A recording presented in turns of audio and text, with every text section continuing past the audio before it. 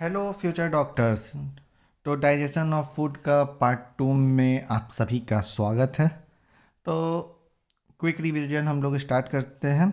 जो लोग पहला वीडियो नहीं देखे हैं वो पहले पहले वीडियो देख ले, उसके बाद इसको वापस से रीस्टार्ट करें। तो सबसे पहला फूड था अपना बकल कैविटी में, ठीक है। बकल कैविटी में सैलिवरी ग्लैंड ने सलेवा रिलीज किया। सलेवा में क्या है, इलेक्ट्रोलाइट्स है। इलेक्ट्रोलाइट्स में कौन कौन से, sodium, potassium, chloride, HCO minus, ठीक है। तो ये सब चीज जो भी एनसीईआरटी में जितना भी टर्म दिया हुआ है बस उतना ही याद करने का जरूरत है, उससे ज़्यादा याद करने का जरूरत नहीं। और सलाइवा में क्या है, इंजाइम से कौन कौन सा इंजाइम है, सैलेवरी एमाइलेज एंड लाइजोजाइम। लाइजोजाइम का यहाँ पे एक्टिविटी क्या है, एंटी बैक्टीरियल एजेंट। जो बैक्टीरिया फूड में होंगे उनको वहाँ मुंह पे ही खल्लास कर देना है। तो सैलिवरी ग्लैंड से सलाइवा आया, फूड आया, और दोनों मिलके क्या बनाएगा, बोलस बनाएगा। यानी फूड और सलाइवा के मिक्सचर को हम लोग क्या कर दिया, बोलस कह दिया। बोलस अब कहाँ पास करेगा, फेरिंग्स में, फेरिंग्स के बाद ईसोफेगस में। तो इसको हम लोग कहते हैं स्वेलिंग और डेग्लूटाइसन। इसमें क्या होता है, ये पैराइटल मूवमेंट होगा। तो पेरिस्टे इसमें सिकुड़न से ना फूड का नीचे में पास ऑन होगा। अब क्या होता है, हर जगह स्फिंक्टर प्रेजेंट है। स्फिंक्टर मतलब क्या था, पहला वीडियो में हम लोग ने बात किया था। स्फिंक्टर मतलब एक तरह का दरवाजा होता है।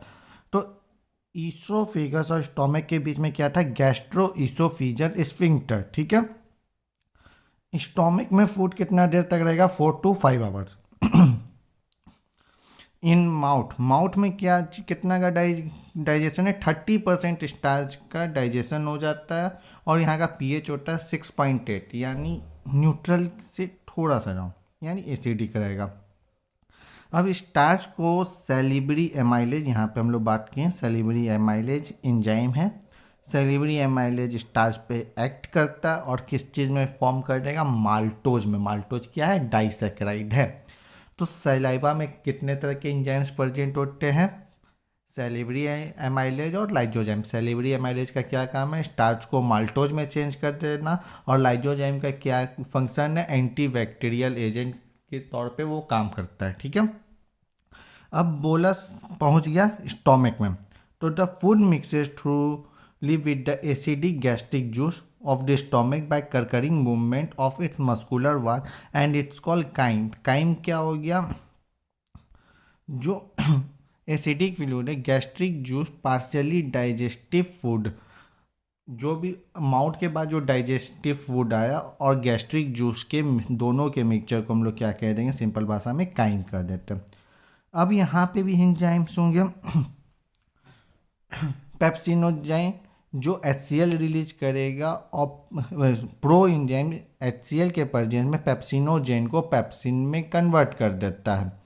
और प्रोटीन, यही पेप्सिन प्रोटीन को किस फॉर्म में तोड़ देगा, प्रोटीएज एंड पेप्टॉन्स में, जिसको एक साथ हम लोग पेप्टाइड्स कहते हैं। Mucus and bicarbonate present in the gastric juice plays an important role in lubrication, protection of the mucal epithelium from exhaustion of highly concentrated HCl। तो लोग कहते हैं कि स्टोमक में जब हाइड्रोक्लोरिक एसिड प्रेजेंट है तो पेट क्यों नहीं जलता है, क्योंकि उसमें म्यूकस है। जो म्यूकल इपिथेलियल टिश्यू के प्रेजेंट के कारण ये अपने पेट को प्रोटेक्ट कर रहा है। Renin is a prolactin enzyme found in the gastric juice of infant for digestion of milk protein। तो मिल्क प्रोटीन जो इन्फेंट मतलब बच्चे जो माँ का दूध पीते हैं तो उनको डाइजेशन में सबसे ज़्यादा कौन सा एंजाइम मदद करता है, रेनिन करता है। ये नीट 2019 का भी क्वेश्चन है और इससे भी प्रीवियस बार बहुत बार इस पर क्वेश्चन बन चुका है इस लाइन पे। तो ये लाइन एकदम अच्छा से दिमाग में छप जाना चाहिए। Small amount of lipase are also secreted by gastric gland, ठीक है। फैसिलेटेड डाइजेशन होता है, ये occurs in intestine due to various movement of mixing. अब ये देखो, अपने लोग वीडियो नंबर 1 में पढ़े थे हिप्टोपैनक्रिएटिक डक्ट। हिप्टोपैनक्रिएटिक डक्ट में से कौन कौन सा जूस निकल रहा था, वहाँ पे बाइल जूस और पैनक्रिएटिक जूस। जो वीडियो नंबर 1 अभी तक नहीं देखें तो यहीं पे पॉज करके पहले वीडियो नंबर 1 देखें। तो ये बाइल जूस और पेनक्रेटिक जूस और इंटेस्टाइनल जूस बगल से आया था। यहाँ पे सबसे इम्पॉर्टेंट पार्ट आता है डाइजेस्टिव सिस्टम का, जो हर साल क्वेश्चन बनने का यहाँ से चांसेस है। तो बाइल जूस में क्या क्या चीज़ प्रेजेंट रहेगा? Pigments, bilirubin and bilirubin, bile salts, cholesterol and phospholipid. ये पॉइंट बाय पॉइंट एकदम दिमाग में छप जाना चाहिए। तो बाइल जूस में क्या क्या है? Pigment, bile salt, cholesterol and phospholipid. ठीक है। बाइल जूस फिर कहाँ जाएगा? ड्यूडेनम में जाएगा। ठीक है। एक चीज दिमाग में बैठा लो कि बाइल जूस में इंजाइम्स नहीं रहता है। इंजाइम्स किस किस चीज़ में प्रेजेंट है? पैनक्रियाटिक जूस और इंटेस्टाइनल जूस। पैनक्रियाटिक जूस में क्या क्या चीज़ है? Trypsinogen, chymotrypsinogen, procarboxypeptidase, amylase, lipase and nuclease. Intestinal juice को हम लोग सकस एंट्रिकस भी कहते हैं। इसमें कौन कौन सा प्रेजेंट है? डाइसेक्राइडेज, डाइपेप्टाइडेज, लाइपेज और न्यूक्लियस। नीट 2017 का मैच ऑफ द फ्लोइंग का क्वेश्चन था एक, कि कौन से जूस का मतलब कौन सा पार्ट है। ठीक है। अब देखो, ये ट्रिप्सिनोजेन एंजाइम इंटेरोकाइनेज पे के प्रेजेंस में किस चीज़ में कन्वर्ट कर दिया? ट्रिप्सिन में कन्वर्ट हो जाता है। ठीक है। इंटेरोकाइनेज क्या? इंटेस्टाइनल म्यूकस है। ये नीट 2020 में भी क्वेश्चन पूछा है, नीट 2019 में भी क्वेश्चन पूछा है। नोट से बाहर एक भी क्वेश्चन नहीं आने वाला है। ट्रिप्सिन कन्वर्ट कर एक्टिव होते ही वो अदर एंजाइम में पैनक्रियाटिक जूस के अदर एंजाइम को एक्टिव कर दिया। ठीक है। यहाँ तक बात समझ में आ गया। अब इमल्सिफिकेशन ऑफ फैट होगा। फैट जो होता है बाइल के प्रेजेंस में किस चीज़ में कन्वर्ट हो गया? मिसल्स के में। कुछ इंपॉर्टेंट पॉइंट है। Bile also activate lipase. The intestinal mucus epithelial has goblet cell which secrete mucus to protect the lining of the gastrointestinal tract from the various enzymes, जो नीट 2019 का question था। The secretion of the brush border cell of the mucosa along with the secretion of goblet cell contains the intestinal juice. The mucus along with the bicarbonate from the pancreas protect the intestinal mucus from acid as well as provide an alkaline medium pH 7.8 for enzyme। Some mucus gland, जिसको Brunner's gland कहते हैं, जो कि किस में help करे? Duodenum में help होता है। जो नीट 2019 का क्वेश्चन था कि बर्नस ग्लैंड कहाँ पे प्रेजेंट होता है? तो ड्यूडेनम में प्रेजेंट होता है। अब हम लोग बात करते हैं काइम जब इंटेस्टाइन में पहुंचा। काइम क्या था? जो स्टोमक में हम लोग पढ़े थे। तो काइम जब इंटेस्टाइन में पहुंचता है तो उसमें बहुत सारे ये रहते हैं बायोमोलिक्यूल्स। तो प्रोटीन्स, पेप्टोन्स और प्रोटियोज पार्शियली हाइड्रोलाइज है, जो ट्रिप्सिन, कीमोट्रिप्सिन और कार्बोक्सी पेप्टाइडेज के प्रेजेंस में, जो कि पैनक्रियाटिक जूस से डाइपेप्टाइड्स में कन्वर्ट हुए। अब ये सकस इंट्रिकस यानी इंटेस्टाइनल जूस का डाइपेप्टाइडेज के प्रेजेंस में ये किस चीज़ में कन्वर्ट हो गया? अमाइनो एसिड्स में। सेम चीज़ मतलब सेम प्रोसेस से पॉलीसेकेराइड स्टार्च एमाइलेज के प्रेजेंस में डाइसेकेराइड, फैट बाइल के प्रेजेंस, बाइल का लाइपेज के डाई ग्लाइसरेट्स, न्यूक्लिक एसिड न्यूक्लियस के प्रेजेंस में न्यूक्लियोटाइड्स। देन ये डाइसेकेराइड मोनोग्लिसराइड में कन्वर्ट होता है। Monoglyceride fatty acid and glycerol, nucleoside के प्रेजेंस में न्यूक्लियोसाइड है, शुगर प्लस बेस। तो फाइनल प्रोडक्ट अपने पास क्या क्या आ गया? अमाइनो एसिड आ गया, फैटी एसिड आ गया, ग्लिसरॉल आ गया, शुगर प्लस बेस आ गया। ये प्रो है ना, पैनक्रियाटिक जूस कहाँ पे एक्ट करेगा? ड्यूडेनम पे एक्ट करेगा। और इंटेस्टाइनल जूस कहाँ पे एक्ट करेगा? जेजुनम एंड इलियम में एक्ट करेगा। इस पे नीट 2021 पे क्वेश्चन बन सकता है, ये मेरा गेस है इस बार का। यहीं पे अब थोड़ा सा बायोमोलिक्यूल रिवाइज कर लेते हैं।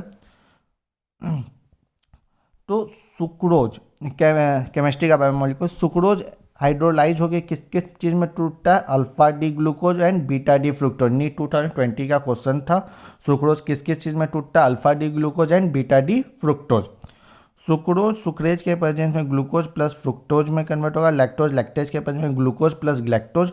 और माल्टोज ग्लूकोज प्लस ग्लूकोज। ठीक है। ये फाइनल स्टेट ऑफ डाइजेशन होता है। अब हम लोग सब चीज़ डाइजेस्ट कर ले। अब आता है उसको एब्जॉर्ब करने का।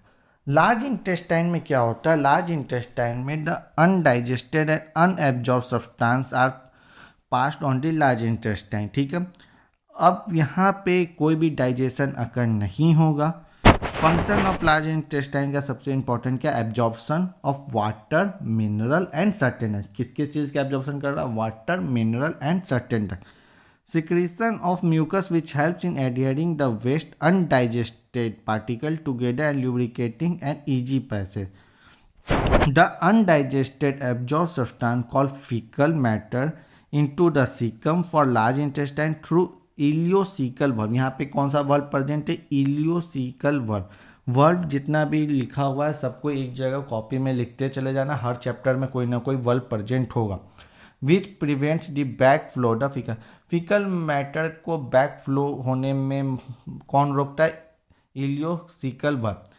It is the temporary store in the rectum till defecation. अब आता है कि गैस्ट्रोइंटेस्टाइनल ट्रैक का एक्टिविटी कैसे होता है.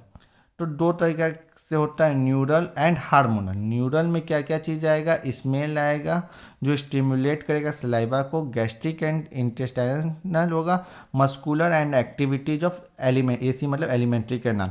Both located through CNS central nervous system से इतना चीज होगा. हार्मोन में क्या क्या आएगा? जो भी आप दो तरह का हार्मोन होगा. सिक्रेटिन जो सिक्रेट होगा ड्यूडेनम में and releases bicarbonate in the pancreatic juice. ये नीट 2016 में पूछा था. दूसरा क्या है? सीसी के सीरोसाइटोकिनिन पैनक्रो एंजाइम जिसको सीसी के पीजे कहते हैं, जो स्मॉल इंटेस्टाइन में निकलता है, जो पैनक्रिएटिक जूस में हेल्प करता है. देन आता है एब्जॉर्प्शन. जो इन प्रोडक्ट बच गया उसको एब्जॉर्प्शन के थ्रू होगा, ब्लड एंड लिम्फ के थ्रू होगा.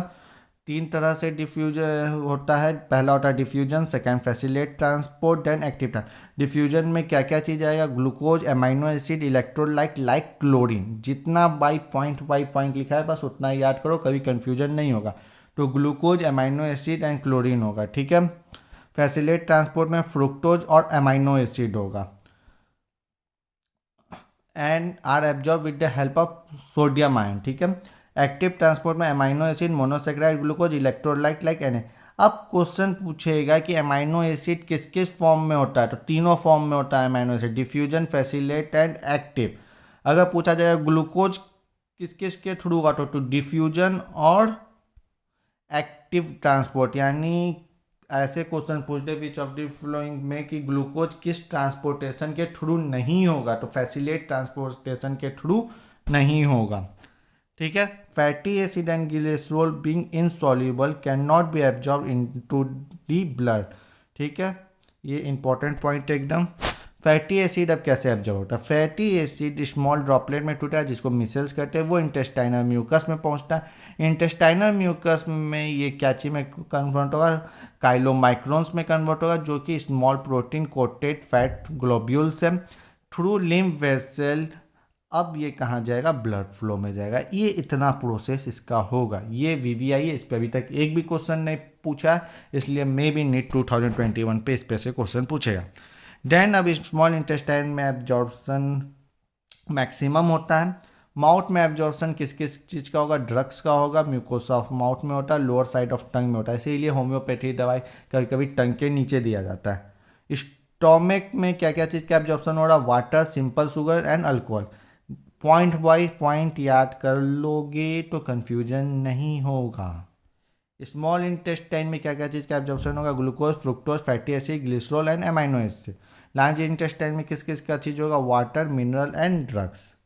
और यहाँ पे आपका चैप्टर कंप्लीट होने वाला है, लेकिन इसका एक पॉइंट अभी रहा गया है जो है डिजीजेज. ठीक है. तो वो डिजीजेज मैं पूरे चैप्टर, पूरे आपका NCERT 11-12 में जितना भी डिजीज वर्ड है वो सबका एक नया वीडियो बनाने वाला हूँ. तो अभी तक आप चैनल को सब्सक्राइब नहीं किए तो सबसे पहला काम है आप चैनल को सब्सक्राइब कर दीजिए और वीडियो के बारे में कमेंट करके ज़रूर बताएं और लाइक का बटन टिपना ना भूलें. Thank you.